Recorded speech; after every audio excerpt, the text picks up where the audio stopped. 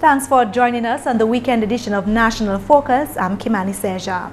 Coming up, at least one university graduate per household is becoming a reality, and prisoners to benefit from a rehabilitation program. Details of our headline stories and more after the break.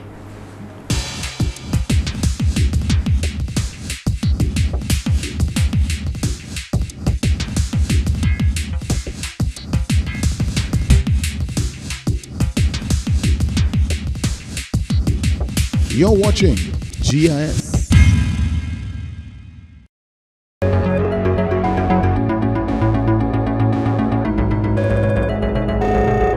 Thanks for staying with us. Dominica is well on its way to seeing at least one university graduate in every household. That's the vision of the Ministry of Education. On Wednesday, the Honorable Acting Prime Minister Reginald Austri revealed that it is coming to pass. He was speaking at the 17th inaugural meeting of the Soufriere Scotshead Gallion Village Council. University education before was privileged. You had to have a certain height, you had to have a certain color, you had to have a certain surname for it to go to university. Because it's costly. And it's not because your people were not smart enough to go, but you just could not afford it. And some of us still cannot afford it today. But the government has made it possible to give you full scholarship, half scholarship, quarter scholarship. No matter how you get it, this government has assisted in ensuring that every family here in this country will have a student at university. Amen. And not only that, we have broadened the scope of our scholarships. So it's not only University of West Indies, which is expensive, or Cambridge in London, or McGill in Canada, but it's about China, it's about Cuba, it's about Venezuela, it's about Morocco. Just think about it, and you can say we have a student almost in every university around the world. You can find a Dominican through the commitment made by this government to the people of Dominica. The Soufriere constituency is looking at tourism as both a form of development and income booster. The Honorable Parliamentary Representative for the Soufriere constituency, Ian Pinard, says with the numerous tourist attractions from the communities of Soufriere, Scotshead and Gallion, there are innumerable opportunities for generating income. He highlighted the Whitey Kubuli National Trail, the Sulphur Spas and the Champagne Reef as some of the attractions that residents can use to generate that income. We also go up to Pitted Colibri. And those who haven't been to Pitted Colibri, I can tell you that the Pitted Colibri is the best hotel in the Caribbean, and Pitted Colibri will be opening very soon. And I can tell you most of the people being employed will be within the communities of Soufriere, Scotshead and Gallion. And we've heard the Prime Minister announce very soon in the heights of Soufriere where we'll have another hotel development. He says the recent hospitality training module will complement the hotels which are planned for the area. My friend Ian Douglas and I launched a program where 62 young persons from Point Michel, Soufriere, Scotshead and Gallion was engaged in a hospitality program. And the training modules offered were housekeeping, bartending, waitressing, front desk, receptionist, and culinary arts. And the participants also receive a stipend of $30, and they get paid every 2 weeks. And this program is for 12 weeks. And all this ties within the hospitality of the Soufriere constituency with the hotels of Pitted Colibri and the other hotels and all the restaurants and bars that we have and all the scenic views within the constituency. And all this is a tie within employment within the constituency. Employment that we have generated quite a bit over the past couple of months in the Soufriere constituency. We have seen over 110 persons being employed under the National Employment Program. 110 persons. In fact, Minister Douglas told me that's the most in any constituency. And when you total the 110 persons in the constituency, it totaling over $40,000 a month in salaries and wages within the Soufriere constituency.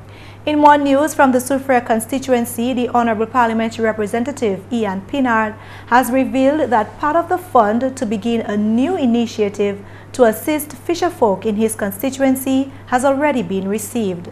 At Wednesday's Soufriere Scotshead Gallion Village Council inauguration, Honorable Pinard announced that a new program which will assist fisherfolk to acquire fiberglass boats and fishing equipment will soon come on stream. Currently, the MP is receiving applications from certified fisherfolk between the ages of 18 and 45 and who are from the constituency. The MP also explained that the initiative is as a result of the requests for assistance from fishers to improve their businesses. In an exclusive interview with GIS News on Friday, Honorable Pinard revealed that funds to start the program have been received. And we have received $125,000. It's in the Point Michel Village Council, and we expect the 2 boat builders to come and start constructing the boat this month. So we're expecting that, to start anytime from now. Construction on the 20 is 8 to 10, 20 feet fiberglass boat. And we expect that to make a big difference, because there's 8 to 10 families that we're going to assist now. They're going to have sustainable jobs. So these guys are going to do that for their livelihood, and it will be sustainable to them. As part of the requirement for assistance, fisherfolk will need to sign a 3-year contract and pay a monthly fee of $350. Honorable Pinard explains further. We realize that if anything would happen, because you're on the sea, in the channel, in terms of the losing a boat or engine, we realize that we have to put some form of insurance in place. And $100 out of the $350 will be placed for insurance, and the $250 will go in the revolving fund. And with that same money now, every year, we're going to build additional 2 boats to assist all the fishermen within the communities of Point Michel, Soufriere, Scotland, and Ghana. So it'll be a revolving fund. So every year, we'll have money in that account to assist all the fishermen. He says any fisherfolk who fulfills the requirement of the 3-year contract will own the boat. For those who are not yet certified in the fishing industry, Honorable Pinard says getting a card from the Fisheries Division is not complicated once one has undergone the necessary training. As for how the program will be managed to ensure continuity, Honorable Pinard says a 3-member committee has been put in place to oversee the program. That committee will be responsible for basically managing the program, to ensure that persons pay, to ensure that the boats are still in good working condition, and the maintenance of it is there. So it'll be managed by a small committee. Construction on the boats is expected to begin at the end of June. You're watching National Focus, still to come what the Orion Academy is doing to showcase its students' academic performance. Stay with us. Did you know the Caribbean Court of Justice is 2 courts in 1? The CCJ has 2 functions: an original jurisdiction, which deals with your right to move between CARICOM countries freely and your right to move your money and your business. This is the basis of the CARICOM Single Market and Economy, CSME, and the revised Treaty of Chaguaramas, and an appellate jurisdiction to hear appeals from courts of those countries which decide to use it as their final court of appeal and no longer go to the Privy Council. All CARICOM member states who have signed the agreement establishing the CCJ are members of the CCJ.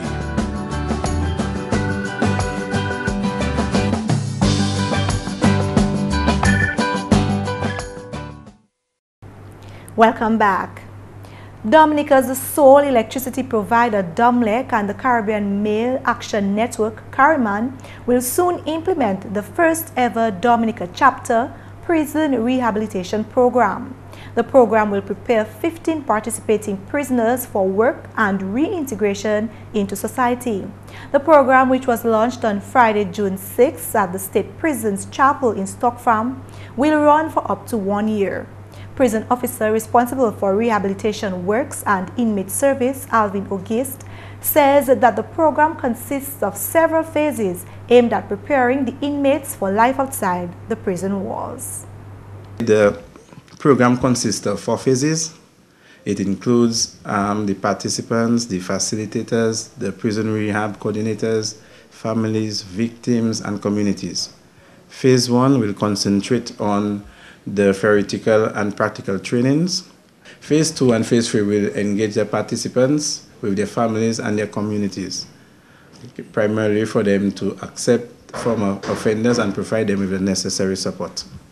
Organizers will engage inmates in sessions on conflict resolution, anger management, stress management, enhancing self-esteem, and avoiding the use of illegal drugs.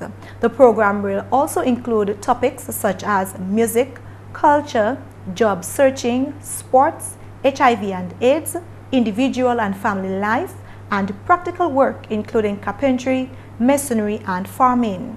August noted that prisoners will be participating in projects of their interest. He believes that this will decrease the number of repeat offenders. What we have established is that the area of interest, where the inmates are interested in, like for example, who are interested in farming, will continue to do farming, who are interested in carpentry, will be doing carpentry, who are interested in animal husbandry, will be doing animal husbandry. So that upon release from prison, okay, as I said, we'll be monitoring these inmates and we're going to assist them in finding job opportunities. We'll see a lower rate of recidivism, so that on the whole the country will benefit when when the crime is decreased, so the country will benefit from this. Prison officer responsible for rehabilitation works and inmate service, Zilma Militi, says although the prisoners leave the prison with these skills, public support is key to giving the prisoners a second lease on life. Firstly, it will help them provide them with a skill, and secondly, it will help them so that when they go out, they could be self-sufficient. They do not have to depend on somebody, or they do not have to turn to crime in order to provide for themselves or their families. I believe that a lot of the prisoners, they are waiting for the opportunity. They embrace it, and it's just that they need the support when they go out. So that is one of the reasons why we ask the public to embrace them when they come out and give them that second chance. The $18,000 rehab project is being funded by DOMLEC. And the government of Dominica is taking into consideration the interruption of everyday life for pedestrians and businesses in the city when the Roseau Enhancement Project comes on stream. Just recently, government signed a 6-month contract with Barbados-based NSG Management Technical Services Limited for the design of these projects. In an exclusive interview with GIS News on Friday, Honorable Ian Pinard, Minister for Public Works and Ports, says government has done the necessary research to ensure that the project runs smoothly. We're doing a study, a traffic study, to make sure as part of the project, so there will also be a traffic study, which will let us know exactly, where the traffic in terms of the hours, when the traffic flow is high, when it's low, and in different aspects. So it wouldn't be, so we wouldn't be doing something that we didn't study. So all that is be part of the design that we are doing. So when construction has started, that will be taken into account. Meantime, Honorable Pinard shared his sentiments about the highly anticipated projects. We think that that's going to transform the city of Roseau, and also the bypass to the Cabrits. We think it's very important too. But getting all the streets and the sidewalks and the drains and relocating some of the utilities, especially the poles and the wire underground, I think it's going to transform the city of Roseau. And the West Bridge, which we're looking at constructing first, it's going to be a little bit different than the other bridge, and we can start Independence Street. So we're excited about that project. We feel that project is going to change the face of the city of Roseau, and I think that when persons visit Dominica, they're going to see a new city, a modern city, but still keeps the heritage, especially with the buildings that we have now in the city. The Orion Academy held its 3rd annual open house today on the school grounds. GIS News caught up with Principal of the Orion Academy, Queen Thomas, who explained the purpose of this activity. So first of all, Orion is a student-centered school. That means we focus on the needs and interests of our students. And one of the things we try to do as well is highlight our students' work. Allow people to see what they have been doing throughout the course of the year, allow them to explain so people can see or understand the concepts that we use to teach them as well. So that is one aspect of the open house, where we highlight their work. We also highlight their achievements throughout the year and the different things that the school engages in. According to Thomas, highlighting the work of the students is vital to their holistic development. It's one of the best practices when it comes to education. It's important for students to know that their work, that the effort that they put into their work can actually be seen. So it's not always about the grade, but it's about the appreciation that you show for their efforts, the efforts that they put into it. The principal says the participation level of students on Open Day is exceptional, as they are proud to show their hard work to the public. Well, the students explain. It's their work. So I cannot come and explain what they did. So they take the time to explain to the other students who come in. We have a number of students from the primary schools coming in, or other guests, or the people who are interested in the school, you know, parents as well. The parents will be coming in later, of course, after work. So they get an opportunity to tell their parents or show their parents what it is that they have been doing throughout the course of the year. She encouraged other schools to host open days as well, since the benefits are numerous. Well, for us, it is significant, you know, because that is the philosophy that we have behind our schools. But as I said, it is best practice when it comes to education to showcase your students' work. So, of course, other schools can go ahead and follow Orion.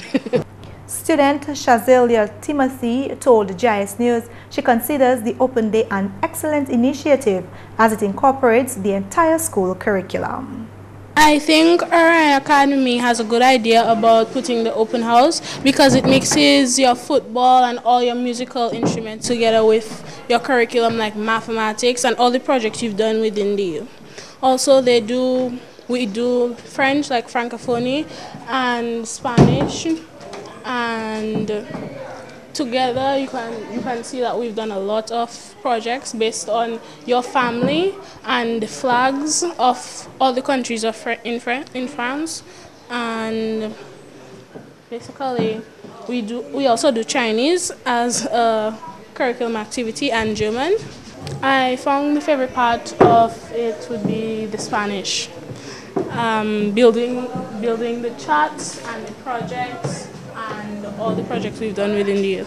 And that's the English news. McPherson St. Luce is next with Creole highlights.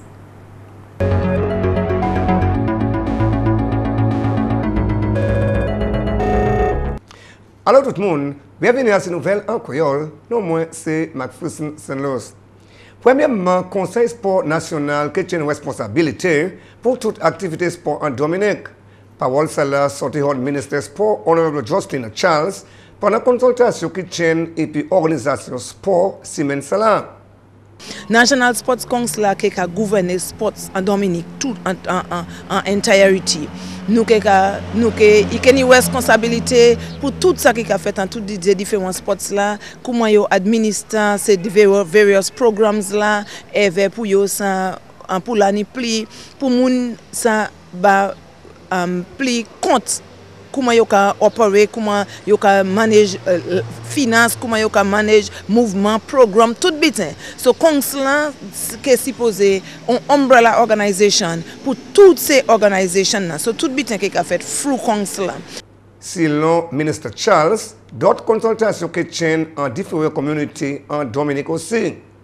So nous avons gardé pour nous après consultation ça nous expect nous que joindre moun nous ni responsable qui organise consultation en various community avec joindre avec moun qui involve en sport. So yo même ça ba input yo because nous parler c'est un bitin la gouvernement ni assise avec fait bitin. Nous le temps hot c'est moun pour nous make sure ça yo dit nous mettez en dedans tous ces documents nous mettre ensemble. Because nous pas qu'à faire pour nous qu'à faire pour ces moun sports là so nous les yo dit nous comment yo te kele bagay so nous ka ba direction là mais nous expect yo pour ba contribution yo. En d'autres nouvelles, bonne qualité de l'eau qu'a tapé attention pendant ministre environ quand observé mois juin comme mois environ santé. Parole celle-là sorti secrétaire parlement en ministre environ et puis santé honorable Ivor Stevenson. En l'autre area nous avons compte c'est l'eau. Quand on a parlé Prime Minister tout à l'heure, le Human Million Development Goals, nous avons compris nous déjà achieve ça là. Et puis nous les ouais qui nous continuer pour avoir meilleur accès pour l'eau Parce nous savons que ça c'est un petit là qui ça fait mon taper maladie. Et puis nous pas quoi assez maladie pour assez l'année passée parce que nous savons presque tout cas Dominique niglo. So masala nous cal focus sur la water quality, nous cal focus sur le programme pour faire et puis éducation monde pour que nous ayons meilleure population qui ni meilleure santé. Ça fait qu'à concerner challenge trainement pour officier pompier, ça tape attention pendant conférence chef pompier qui prend place en Dominican Republic. Chef pompier Dominique Josiah Diopé attendait conférence là. Fire challenge là, ça nous a fait, nous a simulé activité qui nous a fait normalement les nous a goumé en défi. C'est en compétition parmi plutôt jeunes officiers, comme ça il y a compétit assez temps, comme ça nous ni pour dire nous dit peut-être 3 ou 4 différentes activités et ça qui finit premier. Moins temps, c'est moun sala qui gagne et une belle de l'argent là on a tapé 500 US pour permettre ça qui vient premier et ça qui vient deuxième qu'a tapé 300 US et ça qui vient troisième qu'a tapé 200 US comme ça c'est un bon incentive pour moun ça faire des practice et les nous challenge là pour ça venir là et pour ça peut-être faire des 3 US dollars.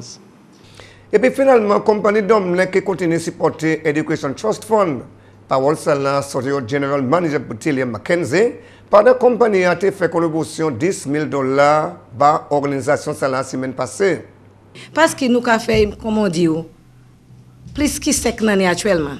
Tout ce que nous toujours voulons pas dedans. Et puis, passant tout seul, nous avons un scholarship pour, ça c'est 21 enfants qui calent l'école secondaire tout en Dominique actuellement. Ça c'est un bagage. Nous avons 7 personnes qui employées et puis Dominique à NIPA. Nous avons 11 enfants qui nous ont un scholarship pour State College là. Et puis chaque temps vacances, bon gens pour AOU, nous avons employé jeunes gens à peu près 35 personnes qui ont employé puis Dominique. Tout département Dominique, jeunes gens qui à l'école, à State College, à l'école secondaire, ça qui à l'école UI, par de temps étudiants, nous avons employé. Messieurs, mesdames, ça c'est tout pour nouvelle en créole pour à présent. Non moins, c'est McPherson Luce, ni un bon week-end. Au revoir. Coming up, we are in the hurricane season. Are you prepared?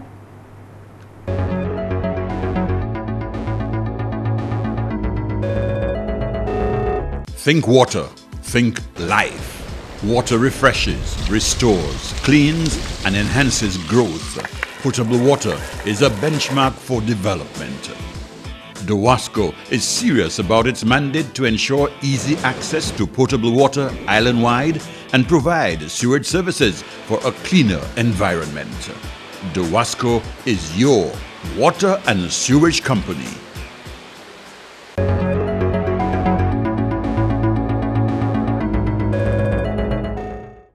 It's true, major hurricanes don't hit Dominica every year. But let's face it, from June 1st, we are in the hurricane season. So a major storm could hit us this year or the next. The only way to protect yourself is to be ready every year. Here are 5 steps to take to ensure that you are prepared to protect your life and property. Number 1, check your insurance coverage for your property. Is it up to date? Do you have coverage for storms and flooding? Number 2, do a home inventory. Take down a list of everything valuable you own and attach a cost to it. Number 3, protect your property. Ensure that you put up hurricane shutters and that every room in the house is safe and secure. Number 4, stock your emergency supply kit. Make sure everything you need in case of an emergency is in that kit. And number 5, plan your evacuation. In case you need to get to a safer place, it's less stressful if you have an exit plan. And that's all for this edition of National Focus. We always welcome your suggestions and comments. Drop us an email at gis@dominica.gov.dm or visit our website news.gov.dm. Like our Facebook page, facebook.com/GIS News Dominica, and follow us on Twitter @GIS Dominica. You can also catch up on past National Focus newscasts on our GIS Dominica YouTube channel. From all of us here on the GIS News production team, I'm Kimani. Thank you for watching and have yourself a great weekend.